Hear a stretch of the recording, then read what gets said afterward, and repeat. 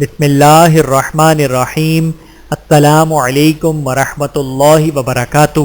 اللہ تعالیٰ آڑ بن جاتے ہیں، ارشاد خداوندی ہے، اور یہ جان رکھو کہ اللہ انسان اور اس کے دل کے درمیان آڑ بن جاتا ہے۔ القرآن سورۃ الانفال آیت نمبر 24۔ آیت کا مطلب یہ ہے کہ جو بھی حق کا طلبگار ہو، اگر اس کے دل میں کبھی کسی گناہ کا خیال آ جائے اور یہ شخص اللہ کی مدد طلب کر کے اس گناہ سے بچتا رہے، تو اللہ تعالیٰ اس شخص اور اس کے گناہ کے درمیان آڑ اور رکاوٹ بن جاتے ہیں اور یہ گناہ سے باز رہتا ہے۔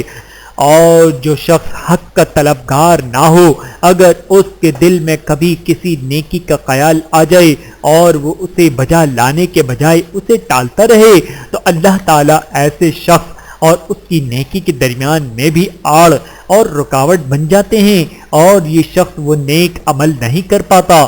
اس لیے بزرگان دین کہتے ہیں کہ اگر کسی شخص کے دل میں نیکی کا خیال آ جائے تو وہ فوراً اسے کر ڈالے اور اس میں تاخیر نہ کرے۔ اللہ تعالی ہم سب کو سمجھنے کی اور عمل کرنے کی توفیق عطا فرمائے۔ آمین ثم آمین۔